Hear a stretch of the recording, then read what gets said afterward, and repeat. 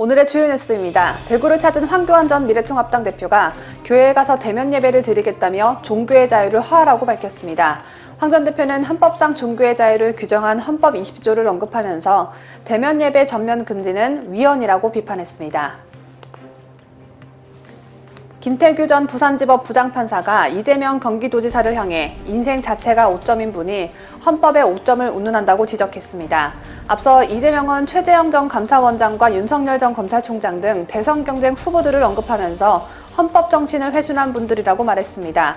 이에 대해 김태규 전 부장판사는 2003년 무고, 공무원 자격 사칭 벌금 150만 원, 2004년 음주운전 벌금 150만 원, 2004년 특수공무 집행방해 및 공용물건 손상 벌금 500만 원, 2010년 선거법 위반 벌금 50만 원 등 이재명의 정가를 나열하며 일반인도 범죄 경력조회에서 이 정도 전령이 나오면 망종이라는 소리가 나온다고 꼬집었습니다.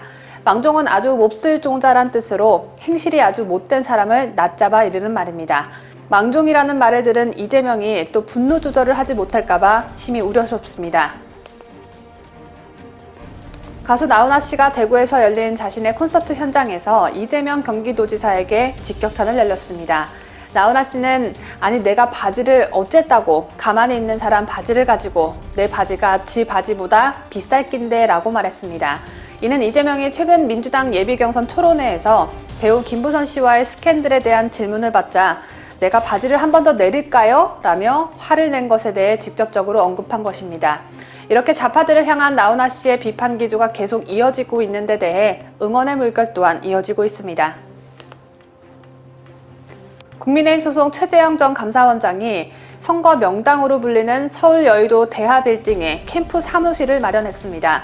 대하빌딩은 김대중, 이명박, 박근혜 대통령이 대선 때 캠프 사무실을 차린 곳이기도 하고 조순, 고건 전 서울시장도 이곳에 캠프 사무실을 마련한 뒤 서울시장에 당선됐습니다.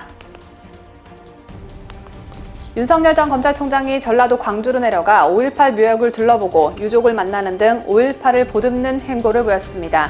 그러자 민주당은 비난과 조롱을 쏟아냈습니다. 먼저 이수영 민주당 대변인은 광주에서 흘린 윤 전 총장의 눈물이 비극적 역사에 대한 진심 어린 반성이었길 바란다고 논평했고, 김두관은 신성한 묘비에서 더러운 손을 치우라, 정청래는 슬픈 척 하지 말라고 말했습니다. 이상으로 오늘의 주요 뉴스였습니다.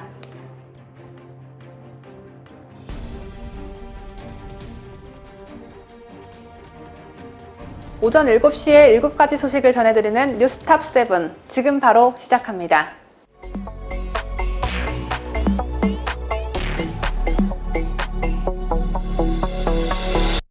지난 뉴스에서 아스트라제네카와 파이자 등 백신 접종을 완료한 후 국내에 입국한 외국인들이 코로나 감염 확진 판정을 받았다는 소식 전해드린 바 있습니다. 백신 효과 여부에 대한 논란은 백신 접종이 시작됐을 때부터 있었지만 최근 확진자의 3분의 1이 델타 변이 감염자라는 결과가 나오면서 백신 효과에 대한 의구심은 더욱 깊어지게 됐습니다. 그런데 놀랍게도 실제로 식약처는 백신이 코로나를 예방한다는 근거를 제시하지 못한 것으로 확인됐습니다. 식약처는 질병관리청과 함께 백신에 대한 모든 것을 관정하고 있는 전담기관이죠. 그런데 식약처가 백신의 효능을 자신있게 장담하지 못하다니 이게 대체 어떻게 된 일일까요? 의료인연합회 최연이자 치과의사인 이재진 원장은 지난 3월 식약처를 상대로 국내에서 사용 중인 아스트라제네카와 화이자 백신에 대해서 정말로 코로나에 대한 예방 효과가 있는지를 근거할 수 있는 공식적인 증거가 있는지 있다면 그 증거를 공개하라는 내용의 정보 공개 청구를 한 바 있습니다. 구체적으로 화이자 임상실험 논문 어디에 백신의 코로나 예방 기전에 대한 설명이 되어 있는지도 함께 물었습니다. 그런데 식약처에서 돌아온 답변 내용이 충격적입니다. 식약처가 정보 공개로 내놓은 문건을 자세히 들여다보면 화이자 백신은 백신으로 코로나 항원 유전자를 mRNA 형태로 주입하여 체내에서 항원 단백질을 합성하고 이 단백질이 중화항체의 생성을 유도함으로써 코로나 바이러스가 인체에 침입했을 때 바이러스를 중화에 제거하는 백신이라고 설명되어 있습니다. 코로나 바이러스가 내 몸으로 들어오는 걸 막아주는 역할을 하는 게 아니라 코로나가 인체에 침입한 후에 내 몸에 침투한 그 바이러스를 없앤다는 설명입니다. 즉, 백신이 코로나를 중화시키지 못했을 경우에는 백신의 효능을 발휘할 수 없게 되는 것이고, 그래서 델타 변이엔 아무런 소용이 없었던 것입니다. 바이러스가 일단 내 몸에 들어온 후에 제 역할을 하는 백신이다 보니 델타 변이가 생겨나기 전에 만들어진 백신이 효과가 있을 리는 만무하겠죠. 특히 백신의 코로나 예방 기전과 관련해서 식약처는 귀하께서 청구하신 사항인 한국 아스트라제네카 및 한국 화이자 백신의 임상시험 자료에 대해 두 백신의 3상 임상시험 문헌을 회신했다라면서 해당 문헌은 임상시험 자료로서 기전에 대한 내용은 없으나 참고 문헌항의 논문 등 관련 정보가 있음을 알려드린다라고 답했습니다. 결국 식약처가 백신의 코로나 예방 기전에 대해 아무런 증빙을 할 수 없다는 것을 인정했다는 것으로 해석될 수 있는 부분입니다. 이렇게 코로나를 예방한다는 근거를 제시하지도 못하는 식약처는 그럼에도 불구하고 마치 백신을 접종하면 코로나에 대한 확실한 예방이 되는 것 마냥 국민을 호도하고 있습니다. 가장 큰 문제는 최근 교육부가 일선 어린이집과 유치원, 초중고교에 공문을 보내고 교직원과 심지어 고3에 대한 백신 접종을 반강제적으로 종용하고 있는 것입니다. 제가 이 뉴스를 원고를 작성하고 있었던 어제 마침 고등학교 교사인 친구로부터 전화가 걸려왔는데요. 친구의 23개월 아들이 다니는 어린이집에 확진자가 나와 아들이 자가격리 중인데 23개월 아기인 만큼 아기를 돌볼 사람이 필요하니 엄마와 아빠 중 한 명만 함께 자가격리를 하고 한 명은 자가격리를 하지 않아도 된다라는 지침을 받았다고 합니다. 그래서 재택근무가 가능한 친구의 남편이 아기와 자가격리를 함께 하고 학교에 나가봐야 하는 친구가 출퇴근을 하기로 했다는데요. 어차피 아침 저녁으로 한 집에서 생활하는 마당에 부모 중 한 명만 자가격리를 하고 한 명에겐 외출을 허용하는 건 대체 어느 나라 방역이냐고 제 친구는 하소연했습니다. 그러면서 오늘 마침 근무 중인 고등학교의 3학년 학생들과 교사들이 화이자 백신을 접종받는 날인데 맞기 싫어 죽겠는데 억지로 맞는 심정을 토로하면서 백신 접종 의무가 아닌 남편은 접종을 하지 않을 계획이라고 밝혔습니다. 오늘 제 친구 이야기를 참 많이 하게 됐는데요. 한 가지 더 덧붙이자면 친구의 학교는 학생들의 거주지가 전국에 분포되어 기숙사에서 생활하는 학생들이 대부분을 차지하는 학교입니다. 해당 학교는 이미 여름방학에 접어들어 학생들이 각자 전국 각지에 있는 집으로 가 있는 상태인데 바로 오늘 학교에서 백신 접종을 하는 날이어서 전국에 뿔뿔이 흩어진 학생들이 학교로 다시 와야 한다고 합니다. 코로나가 확산하고 있는 이 시점에 집으로 돌아간 학생들이 다시 학교로 헤쳐 모인다면 코로나 감염 위험성이 더 커질 수밖에 없겠죠. 때문에 교사들은 이를 우려해 학생들의 거주지에서 각자 백신을 접종받을 수 있도록 하자는 요청을 했다고 합니다.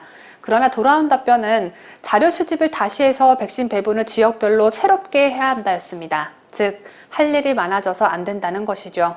해당 학교의 방학 여부를 잘 따져보고 백신 날짜를 정했으면 됐을 텐데 뜰뜰이 같은 정부가 이렇게 뜰뜰이같이 백신 접종 계획을 세우고 방역보단 자신들이 해야 할 일이 더 많아지는 것만 생각하고 있습니다. 친구는 정부가 엉터리 방역을 하면서 백신 접종만 강요하면 무슨 소용이냐고 분통을 터뜨렸습니다. 일선 학교에서는 교사들이 백신 접종을 거부하고 싶어도 주무관청인 교육청에서 마치 백신 접종 또는 코로나 검사를 받지 않으면 더 이상 교직에 종사할 수 없을 것처럼 공문을 꾸며 보낸다고 합니다.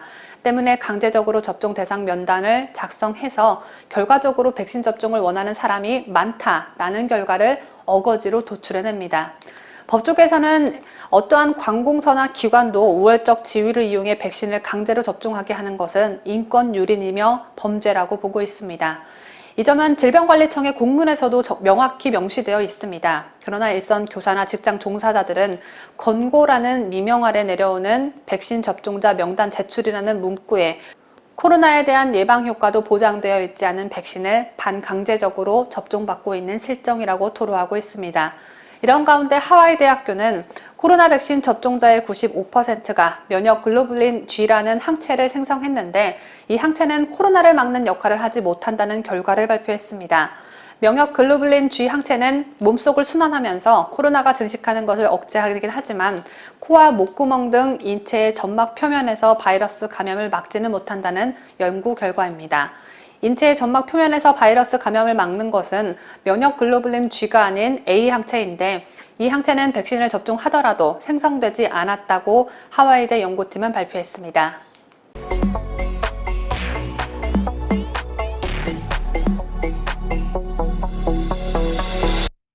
최종건 외교부 제1차관은 지난 17일 아이보시 고이치 주한 일본 대사를 외교부로 초치했습니다.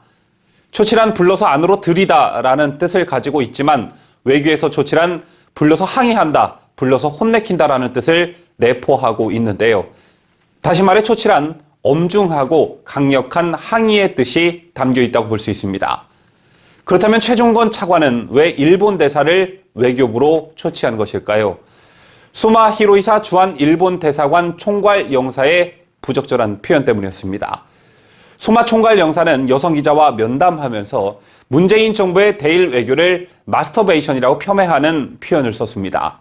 이 같은 사실은 지난 16일 JTBC 보도로 알려졌고 소마공사는 이렇게 해명했습니다. 일본 정부는 한일 문제에 신경 쓸 여유가 없다. 문 대통령 혼자서만 일본을 상대로 신경전을 벌이고 있다는 취지로 문 대통령이 마스터베이션을 하고 있다는 발언을 했다. 즉 일본은 문재인 정권의 대일 외교에 대해 신경 쓸 여유가 없는데 문재인 정권 혼자서 이러쿵저러쿵 하고 있다라는 말을 하기 위해 수음이란 뜻의 마스터베이션이라는 말을 사용했다는 건데요. 이에 최 차관은 아이보시 대사를 불러 재발 방지를 요구했고 응당한 조치를 취해달라고 요구했습니다.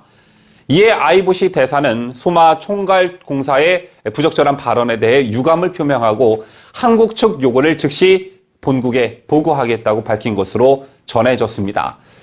해당 발언의 주인공인 소마공사 또한 언론과 통화에서 그 표현은 절대로 문재인 대통령 개인을 지칭해서 한 말이 아니다라며 또한 여기자 앞에서 부적절한 말이라는 사죄도 하고 해당 표현을 철회했다고 해명했습니다. 그러면서 한국의 대일 외교를 말하면서 부적절한 표현을 사용한 사실은 시인했습니다. 그리고 비슷한 시기 공교롭게도 중국과의 일종의 마찰이 있었습니다. 사건의 발단은 윤석열 전 총장이었는데 윤 전 총장은 언론과의 인터뷰에서 사드 배치 문제와 관련해 명백한 우리 주권의 영역이라며 중국이 사드 철회를 주장하려면 자국 국경 인근에 배치한 장거리 레이더를 먼저 철수해야 한다라고 말했고 이어서 한미 동맹을 강조했습니다. 이와 관련 싱하이밍 대사는 언론기고를 통해 발끈했는데 관련 발언 저희가 음성 대역으로 준비했습니다. 윤석열 전 검찰총장의 인터뷰를 봤습니다. 중한관계는 결코 한미관계의 부속품이 아니고 양국 관계의 발전은 다른 요소로 영향을 받아서는 안 됩니다. 미국이 한국에 사드를 배치한 것은 중국의 안보 이익을 심각하게 훼손했고 중국 인민들이 불안감을 느끼고 있다는 점을 강조하고 싶습니다. 윤석열 전 검찰총장의 중국 장거리 레이더 철수 입장에 대해 이해할 수 없습니다. 한국 친구에게서 중국 레이더가 한국에 위협이 된다는 말을 한 번도 들어본 적이 없기 때문입니다. 사드 배치 전에 중한 관계가 그립습니다. 사드는 중국의 안보 이익을 해쳤고 앞뒤가 모순되는 당시 한국 정부의 언행이 양국 간의 전략적 상호 신뢰를 해쳤습니다. 자 여러분, 외교관이 주재국의 외교 안보 정책에 대해 이러쿵저러쿵 하는 것은요 굉장히 주제 넘은 일이고 또 대선에 개입하는 듯한 발언을 하는 것은 절대 간과할 문제가 아닙니다. 그렇다면 우리 정부는 일본 대사를 초치했던 것처럼 이번에도 싱하이밍 대사의 발언을 문제 삼으며 초치를 했을까요? 원래는 그래야 하지만 우리 정부는 초치 대신 외교부 명의의 짧은 입장만 내놨습니다. 외교부는 싱하이밍 대사의 기고문과 관련해 사드 배치에 대한 우리 정부의 입장에는 변함이 없다면서 주재국 정치인의 발언에 대한 외국 공관의 공개적 입장 표명은 양국 관계 발전에 부정적 영향을 미치지 않도록 신중할 필요가 있다라고 밝혔습니다. 그러자 비판 여론이 즉각 일었는데요. 문재인 정부의 남북협력사업 추진 구상에 대해 당시 해리스 대사가 작년 초 한 기자 간담회에서 향후 제재를 촉발할 수 있는 오해를 피하려면 한미 워킹그룹을 통해 다루는 게 낫다라고 발언을 한 적이 있습니다. 그때 더불어민주당 의원들이 일제히 반발하며 해리스 대사를 향해 내정 간섭이다, 무례하다, 미국 대사가 무슨 조선 총독이냐 별의별 말이 다 나왔었는데요. 그런데 이번 싱하이밍 중국 대사의 발언을 두고는 며칠이 지나도록 목소리를 내는 여권 인사들이 없었습니다. 스스로 친중 정권, 친중 정당, 친중 정치인이라는 것을 자인하는 꼴이 되어버렸는데요. 어쨌든 어쩌다가 우리 외교가 이런 나락으로 떨어지게 된 것인지 동네북이 되어버린 것인지 국격이 사르르 녹는 그런 소식이 아닐 수가 없었습니다.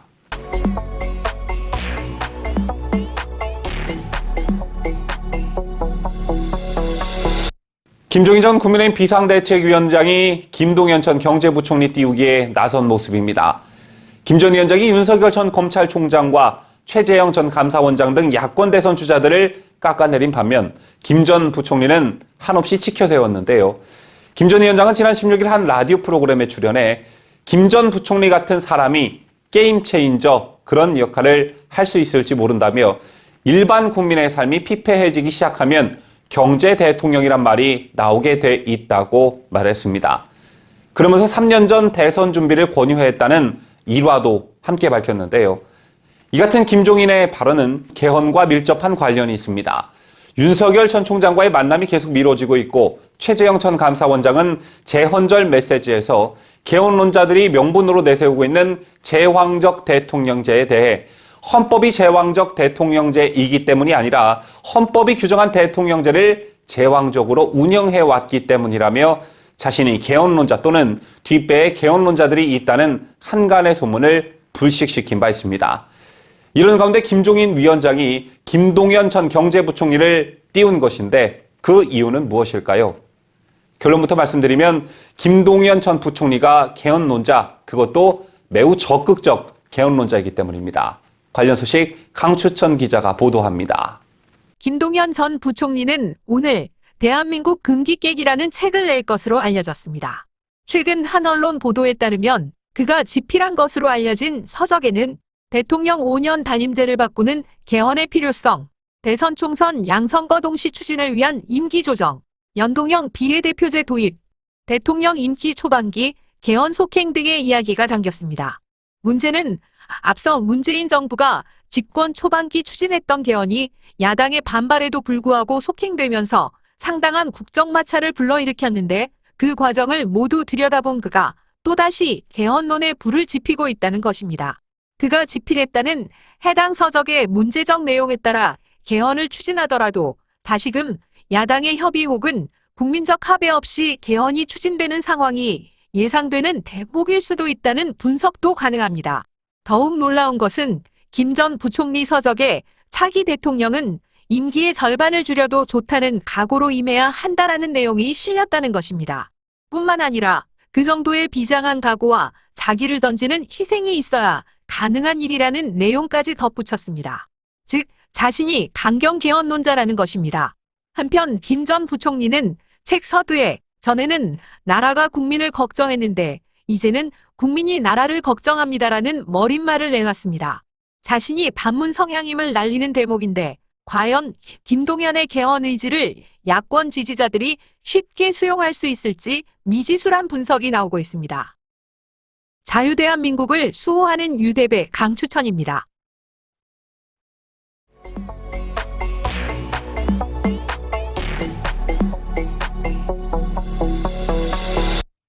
대통령을 꿈꾸고 계시는 이낙연 더불어민주당 의원이 서울과 전라도에 1000평 이상의 토지를 소유하고 있는 것으로 나타났습니다.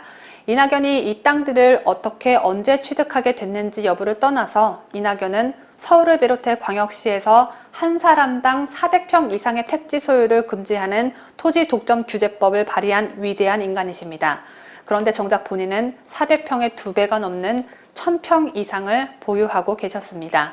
민주당의 내로남불은 아무래도 지구가 멸망할 때까지 계속되려나 봅니다.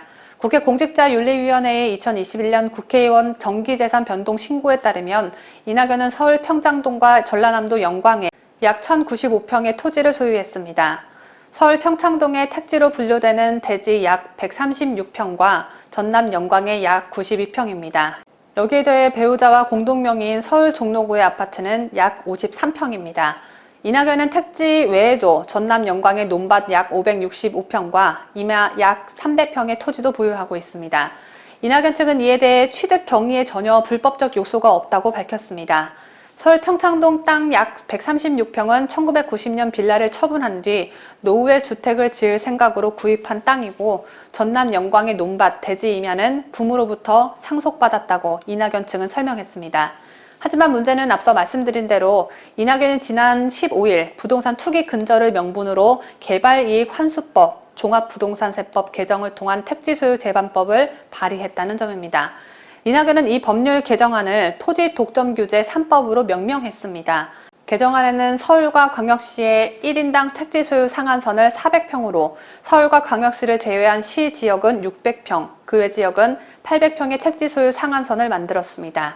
이낙연이 보유한 토지는 임야와 논밭이 포함돼 있죠. 때문에 본인이 발의한 토지 독점 규제 3법의 직접적인 규제 대상은 아닙니다. 하지만 토지 공개념을 명분 삼아 법을 발의한 이낙연이 대규모 토지를 보유한 것은 전형적인 내로남불이라는 지적이 나옵니다. 게다가 1999년 위헌 판결로 폐지됐던 택지 소유 상한법을 또 다시 끄집어내는 것도 납득할 수 없는 부분입니다. 자유민주주의 국가에서 국민이 땅을 1000평을 갖든 10,000평을 갖든 나라에서 통제를 한다면 그건 민주주의 국가가 아니라는 것입니다. 위헌 판결을 받은 택지 소유 상한제를 그것도 여당 대선 주자가 공약화해서 발의하고 정작 본인은 1000평이 넘는 토지를 보유하고 있고 이를 이해할 수 있는 국민이 과연 있을까요? 아마도 이낙연을 친문으로 분류하고 아껴주는 대깨문들 말고는 없을 겁니다.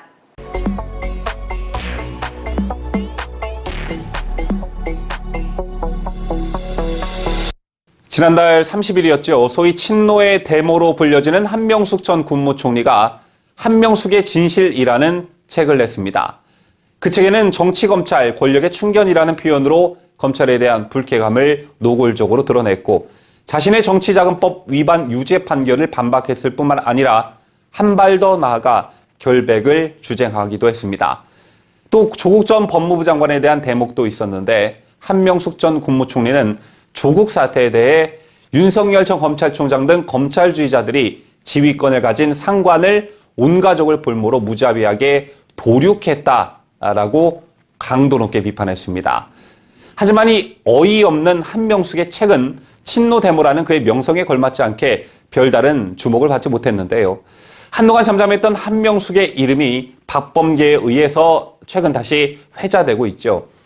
박범계의 법무부가 한명숙 전 국무총리 모해 위증 교사 의혹 감찰 결과 검찰의 부적절한 수사 관행을 확인했다고 밝히자 더불어민주당 인사들이 한명숙은 억울했다고 목소리를 높이기 시작한 것입니다.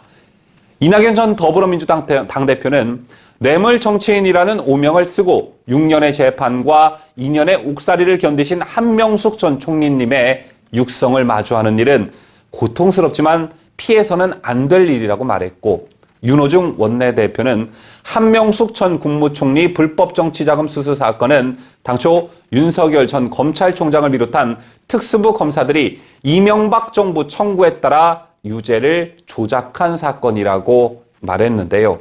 이에 윤석열 전 총장은 한명숙 억울하면 재심 신청하라 부끄러움조차 모르고 있다고 일갈했었죠.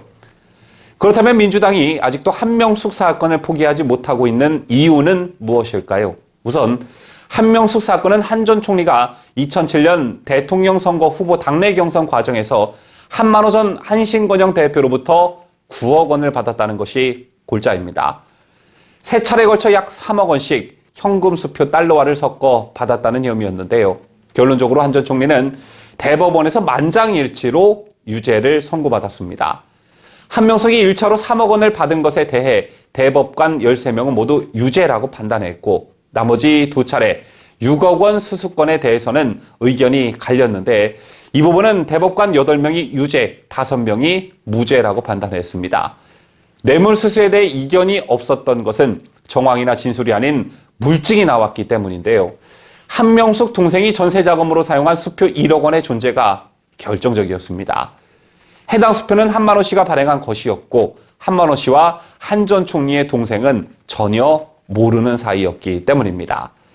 이렇게 일단락됐던 한명숙 뇌물수수 사건은 지난해 총선에서 더불어민주당이 180석을 획득하며 완승을 거두자 노골적으로 언급되기 시작했습니다. 김태년 당시 원내대표 등은 증언이 조작됐다고 쓰여진 한만호 씨의 비망록 등을 근거로 한 전 총리가 검찰의 강압수사 사법농단의 피해자였다고 주장하기도 했고 친여 성향 언론이 이를 띄우면서 한명숙 구하기가 본격화되기 시작했는데요. 수표라는 물증에 의해 유죄가 확정된 한명숙 사건이 엉뚱하게 모해 위증교사란 물타기로 새 국면에 들어가게 된 것입니다. 한명숙 모해 위증교사 사건에 대해 수사 지휘권 발동이 무려 2차례나 이루어지는 초유의 일이 발생하기도 했죠. 지난해 추미애 전 법무부 장관이 먼저 대검 감찰부에 조사를 지시했지만 검찰은 무혐의 처분을 했고, 그러자 공정성에 의문이 든다라며 박범계 장관이 나선 것입니다. 대검 부장회의를 열고 사건을 다시 심의하려 했지만 나온 결론은 역시 무혐의였습니다. 뿐만 아니라 박 장관의 수사지휘로 4개월 동안 실시된 감찰에서도 아무런 증거를 찾지 못했습니다. 박 장관은 지난 14일 직접 브리핑을 갖고 감찰 결과를 설명했지만 모해 위증 교사 혐의에 대해서는 대검과 결론을 같이 한다고 밝혔는데 사실상 맹탕 감찰이었음을 본인이 자인한 셈, 시인한 셈이었습니다. 그러자 언론에선 자연스럽게 박 장관이 한 전 총리 유죄를 다시 한번 인증해줬다. 한명숙 구하기에 실패하고 M1 검찰의 절차를 트집만 잡는다라는 비판들이 뒤따랐죠. 그렇다면 일반 상식을 가지고 있는 국민들 선에선 도대체가 이해할 수 없는 저들의 한명숙 구하기, 왜 저렇게까지 추태를 보이는 것일까라는 점이 궁금해집니다. 처음엔 정권을 잡고 180석에 달하는 거대 여당이 된 김에 좌파의 대목격인 한명숙의 명예를 인위적으로라도 살리자라는 어떤 그런 동지에서 비롯된 것이다라고 볼 수 있습니다. 하지만 이게 대선을 앞두고 그 목적과 방향이 좀 다른 성격으로 변모했다고 볼 수 있는데요. 한명숙의 명예회복과는 별개로 대선을 앞두고 지지층을 결집시키고 야권 대선 주자인 윤석열 전 검찰총장을 견제하려는 수단으로도 보여집니다. 박범계 장관은 사건의 배당 과정을 문제 삼으며 사실상 윤석열 책임론을 제기했고, 윤호중 원내대표도 윤석열 이름을 거론하며 검찰청법 개정안 입법 청문회를 추진하자고 목소리를 높였습니다. 여기에 여당 대권 주자인 이재명 경기도지사 역시 영화보다 더 치밀하고 저열한 검찰의 민낯이 드러났다. 이제 윤 전 총장이 답해야 한다고 했고, 추미애 전 법무부 장관은 윤 전 총장의 책임이 크다. 역사가 심판할 것이라고 말했습니다. 이들이 한 발언 모두 정치적으로 굉장히 계산된 발언이구나를 쉽게 알 수 있는데요. 몇 안 되는 지지층들은 결집할 수 있겠으나 한명숙 무죄 주장에 어이없어 하는 상식을 가진 대다수의 국민들이 어떻게 좀 생각할지 좀 생각 좀 하고 정치를 했으면 좋겠다는 생각을 가져봅니다.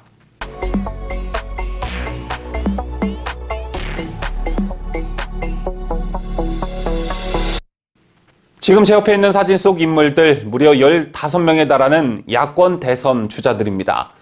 정치에 별로 관심이 없는 국민들께서 보시기엔 몰랐는데 이 사람도 대권 출마했네. 야권 대선 출마자들이 이렇게 많았구나 라고 하실 텐데요.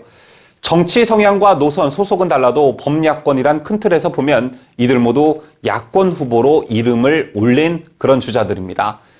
우선 정권이 교체되려면 그 선결 조건이 이 사람들이 치열하고 공정한 경쟁을 통해 단 한 명의 후보로 압축돼야 한다는 점입니다. 이재명이 됐든 이낙연이 됐든 민주당을 뜻하는 기호 1번을 달고 단 한 명의 후보가 나오는데 비해 야권에선 2번 홍준표, 3번 안철수, 4번 윤석열, 5번 김동연 이런 식의 구도가 짜여지면 대선 치루나 마나 결과는 뻔할 텐데요. 단 한 명의 야권 후보, 즉 여권과 1대1 구도를 만들어 나가는 과정이 이미 시작됐지만 문제로 지적되는 게 있습니다. 당 밖의 대선 주자인 윤석열 전 검찰총장에 비해 국민의힘 당내 주자들의 영향력이 약하다는 것입니다. 최근 최재형 전 감사원장이 국민의힘에 입당함으로써 이번 주부터 상황이 어떻게 바뀔지 좀 지켜봐야겠지만 당내 주자들이 선전이 절대적으로 필요한 시기에 코로나 재확산으로 자신을 피하라며 왕성한 대선 행보를 할 수 없다는 점이 정말 큰 문제인데요. 당박 주자들에게 언론의 관심이 쏠린 상황에서 당내 주자들은 정책 발표 및 소통 행보 등을 통해 인지도를 강화해야 할 시점이지만 코로나 재확산으로 활동에 제약이 따르면서 온라인 행보에만 매달릴 수밖에 없는 실정입니다. 실제로 주말이었던 어제 홍준표 의원이 대규모 강북 재개발로 4분의 1 값의 아파트를 공급하겠다는 공약을 발표했고, 윤희숙 의원도 최저임금 차등 적용과 파업 시 대체 근로를 허용하겠다며 귀족 노조를 죽여야 청년이 산다는 1호 공약을 발표했지만 관심을 가져주는 언론이 별로 없었습니다. 그 전엔 다소 중량감 있는 김태호 의원이 대선 출마를 선언했지만 역시 관심을 받지 못했었죠. 이 같은 현상은 확실한 비전 제시로 국민의 눈길을 사로잡지 못하는 후보들의 역량 문제도 있지만 언론이 포커스를 윤석열 전 총장에게만 집중한 탓도 있는데요. 이렇게 되면 당 밖에 있는 윤석열, 안철수 등에게 이상한 사인을 줄 수도 있습니다. 그게 뭐냐? 국민의힘 후보가 뜨지 못하고 계속 저조한 지지율을 보인다면 삼지대에 있는 윤석열의 몸값은 계속 올라갈 것이고 이에 윤석열이나 안철수 등이 굳이 국민의힘에 들어가지 않더라도 그들의 힘을 빌리지 않더라도 3자 구도로 대선을 치러도 내가 이길 수 있다는 어떤 잘못된 판단을 하게 될 개연성이 높아집니다. 때문에 국민의힘 소속인 홍준표 의원이나 최재형 전 감사원장의 지지율이 어느 정도 올라와 주고 윤희숙 의원이 다크호스로 부상하는 그런 구도가 바람직하다고 보는데요.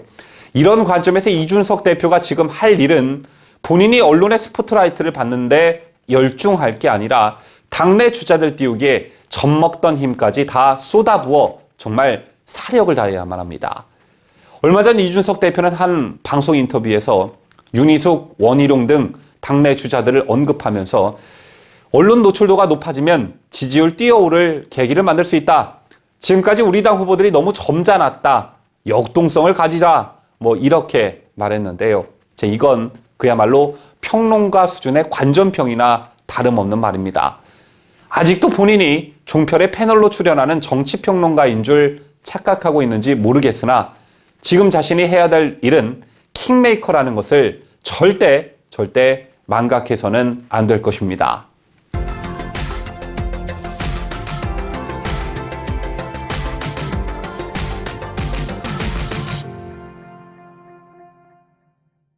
이상으로 저희가 준비한 뉴스를 모두 마치도록 하겠습니다.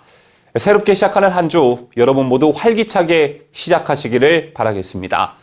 끝까지 시청해주신 여러분 대단히 감사합니다. 지금까지 저는 자유대한민국을 수호하는 뉴스데일리 베스트 민앵커였습니다.